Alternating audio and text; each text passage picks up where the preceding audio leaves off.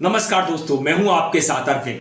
दोस्तों, आज है साफ हो गया देश में जननायक कौन है और खलनायक कौन है। जननायक वह होता है जो जनता के हितों की रक्षा करता है, जनता के लिए सत्ता प्रतिष्ठान से लड़ाई मोल ले लेता है, सत्ता प्रतिष्ठान से संघर्ष करता है, अधिकारों के लिए लड़ाई लड़ता है, जनता की पीड़ा को बांटता है, उनकी तकलीफें समझने की कोशिश करता है, हर वर्ग से मिलता है, प्रेस कॉन्फ्रेंस करता है, मणिपुर जाता है, भारत जोड़ो यात्रा करता है, भारत जोड़ो न्याय यात्रा करता है। तो जननायक तो आप समझ गए होंगे। आज जननायक कौन है? राहुल गांधी। आ जाओ।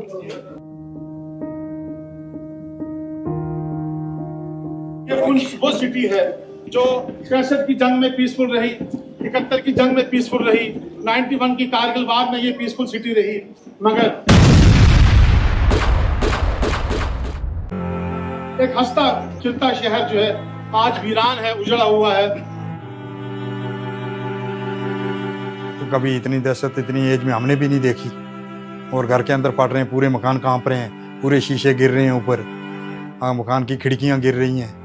तो ये तो हमें उम्मीद नहीं थी कि हम अभी नेक्स्ट दोबारा ऐसा देखेंगे, जिंदगी मिलेगी दोबारा, लेकिन ऊपर वाले का देन था जो आज हम जिंदा है। इन्होंने बोला रात को लाइटें बंद कर दो, हमने थोड़ा सा ये करना है वो करना है, लेकिन पूरा जंग का माहौल बना दिया यहाँ पर।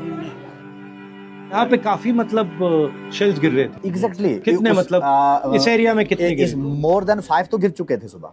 मतलब अगर यहाँ की बात करेंगे 2 यहाँ गिर गए थे। इसी बिल्कुल क्राइस्ट स्कूल के अपोजिट में ही एक हमारे प्रोफेसर हैं, कजन है, उनके घर भी गिर चुका, उनकी गाड़ी डैमेज है। सब लोग डर चुके थे, हम भी डर चुके थे और कोशिश कर रहे थे किसी सेफ जगह पे हमें जाया जाए। 7 तारीख को रात 2 बजे से लेकर सुबह 10 बजे तक शेलिंग होती रही, जिसमें सबसे ज्यादा नुकसान इस वार्ड नंबर 3 में हुआ है। ये पूरी वार्ड नंबर 3 में कम से कम इधर कोई 20 से 25 मकान डैमेज हुए, लेकिन सबसे ज्यादा मकान ये है महीदुद्दीन शेख साहब का। और खलनायक जो मनमानी करता है। हमारे देश में बहुत सारे खलनायक हुए, रावण, कंस, दुर्योधन, भस्मासुर, जयचंद, मीर जाफर वगैरह वगैरह।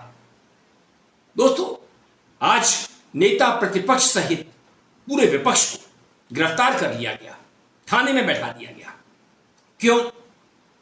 राहुल गांधी सहित पूरा विपक्ष, अखिलेश यादव, प्रियंका गांधी जी और तमाम सांसद संसद से चुनाव आयोग तक जाना चाहते थे अपनी बात रखने के लिए। और ये जो लड़ाई है ये राजनीतिक नहीं है, ये कॉन्स्टिट्यूशन की लड़ाई है, कॉन्स्टिट्यूशन को बचाने की लड़ाई है, 1 मैन 1 वोट की लड़ाई है। मोदी साहब कायर है, कायर है, कायर है। मोदी सरकार कायर है, कायर है, कायर है। नहीं चलेगी, नहीं चलेगी, नहीं चलेगी, नहीं चलेगी।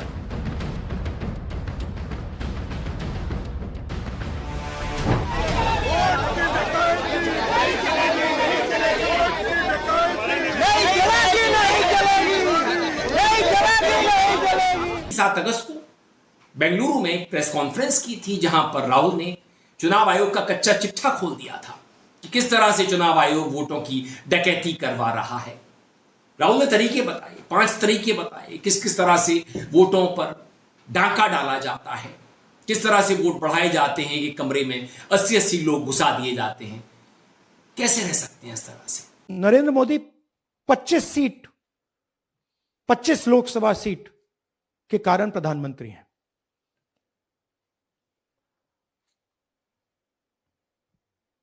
हमें इलेक्शन कमीशन ये डेटा इसलिए नहीं दे रहा है क्योंकि अगर हमने जो यहां महादपुरम में किया, अगर हम इसे बाकी लोकसभाओं में करा देंगे तो देश की डेमोक्रेसी की, लोकतंत्र की सच्चाई बाहर आ जाएगी। ये जो फोटो है, ये जो तस्वीर आप देख रहे हैं स्क्रीन पर, इसमें ये है कांग्रेस की तरफ से दावा ये किया गया है कि एक पते पर थोक में वोटर्स थे। ये 10,452 वोटर्स हैं जिनका एड्रेस एक ही है। और भी बड़ी बड़ी बातें राहुल ने बताई, जिसको लेकर के मोदी और उनके जितने भी चिंटू हैं परेशान हुए और राहुल पर तरह तरह के झूठे आरोप लगाने लगे। ये बीते 11 सालों से यही कर रहे हैं। राहुल को एक ऐसा राजनीतिज्ञ साबित करने की कोशिश कि राहुल राजनीति को लेकर के गंभीर नहीं है। पहली बात तो यह है कि न महाराष्ट्र में वोटों की चोरी हुई है, न देश में कई वोटों की चोरी हुई है। मुझे ऐसा लगता है कि राहुल जी के दिमाग की चिप चोरी चली गई है और उनकी हार्ड डिस्क करप्ट हो गई है। रफाल के विषय में 3-3 बार कान पकड़ करके माफी मांगनी पड़ी थी। लगभग सुप्रीम कोर्ट में उठक बैठक की नौबत आ गई थी। लिखित रूप में एफिडेविट दे के आपको सुप्रीम कोर्ट से माफी मांगना पड़ा था कि सुप्रीम कोर्ट के विषय में जो गलत टिप्पणी और झूठी टिप्पणी आपने की थी उसके लिए मैं माफी मांगता हूं। वो वैसे ही आरोप लगा देते हैं, बाद में माफी मांग लेते हैं। मतलब राहुल को जितना बदनाम किया जा सकता है इन्होंने किया है, इनके आईटी सेल ने किया है, जिस पर ऐसा कहा जाता है अरबों रुपया खर्च किया गया है, क्योंकि राहुल ही मोदी के लिए चुनौती बन सकते थे, मगर किसी के चाहने से कुछ होता नहीं है। राहुल अब जननायक बन चुके हैं।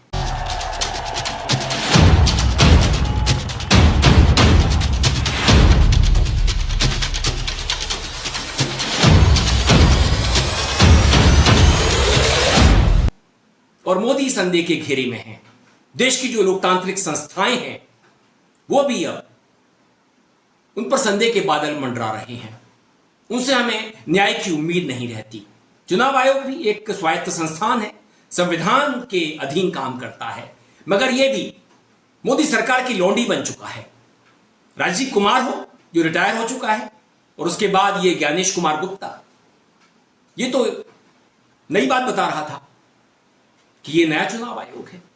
पहले कंगना कहा करती थी कि हमें नई आजादी मिली 2014 में। ऑफ कोर्स वो आजादी नहीं थी, वो भीख थी, और जो आजादी मिली है वो 2014 में मिली है।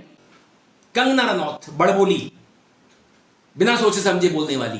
जो ये डिजास्टर रिलीफ हो गया या डिजास्टर का जो काम हो गया, वो मेरे पास कोई कैबिनेट तो है नहीं। मेरे पास मेरे 2 भाई हैं जो साथ साथ चले रहते हैं, यही मेरा कैबिनेट है और यही मेरा सारा, तो ये 2 हैं। अब और ज्ञानेश कुमार जो सिविल सर्वेंट है वो भी हल्की बात करते हैं, क्योंकि मेरा ऐसा मानना है जिस व्यक्ति की विचारधारा नहीं होती, जिस व्यक्ति के पास सत्य नहीं होता, वो कितना भी पढ़ा लिखा ज्ञानी क्यों ना हो, सिविल सर्वेंट क्यों ना हो, वो कूड़ा हो जाता है। जिसका जमीर बिक गया वो आदमी क्या, जिसका ईमान बिक गया वो आदमी क्या।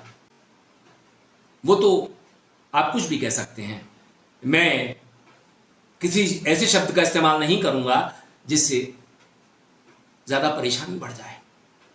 तो राहुल की गिरफ्तारी, पूरे विपक्ष की गिरफ्तारी, संसद से चुनाव आयोग तक ना जाने देना बतलाता है कि चुनाव आयोग बहुत कुछ छुपा रहा है, वो बताना नहीं चाहता। राहुल कब से, विपक्ष कब से डिजिटल लिस्ट की मांग कर रहा है, एक ऐसी रीडेबल लिस्ट की जिसे आसानी से पढ़ा जा सके, समझा जा सके, हिसाब लगाया जा सके कि वोटों में किस तरह से चोरी होती है, तंत्र का किस तरह से इस्तेमाल होता है, और उसके बाद एक षड्यंत्र खड़ा कर दिया जाता है, चुनाव जीत लिया जाता है। हालांकि संबित पात्रा दावा करता है कि कांग्रेस अगर कहीं जीतती है तो बोलती नहीं है। कई राज्यों में उसकी सरकार भी बनी है, साझा सरकार भी बनी है। अगर ऐसा होता तो कांग्रेस कहां से सरकार बना पाती। तो मेरे भाई, क्या पूरा का पूरा खा जाओगे, सब कुछ गप कर लोगे? ऐसा कर नहीं सकते। तो दिखावे के लिए चुनाव आयोग कहीं कहीं कांग्रेस को जितवा देता है, विपक्ष को जितवा देता है, बाकी तो सब हजम कर जाता है। मगर अब ऐसा होने वाला नहीं है। जनता तय कर चुकी है, अगर मोदी सरकार नहीं मानी तो वह सड़कों पर आएगी। बिहार में पहले से एसआईआर हो चुका है, 65 लाख वोट काटे जा चुके हैं, 1 महीने में एसआईआर हुआ। दोस्तों, लोगों में रोष है, आक्रोश है, और जब लोगों का रोष और आक्रोश सड़कों पर आता है तो बड़ी बड़ी सत्ता की कुर्सियां हिल जाया करती हैं, टूट के गिर जाया करती हैं। अभी तो चेतावनी मिली है, अभी तो ली अगड़ाई है, आगे और लड़ाई है। वीडियो पसंद आने पर आप इसे लाइक करें, दोस्तों साथियों में खूब शेयर करें, चैनल को सब्सक्राइब भी कर दें, बेल आइकन का घंटी जैसा बटन जरूर दबाएं जिससे कि आने वाले वीडियो की आपको नोटिफिकेशन मिल सके। आपकी प्रतिक्रियाओं का मुझे इंतजार रहता है। मेल आईडी और कमेंट बॉक्स में जरूर कीजिएगा। नमस्कार।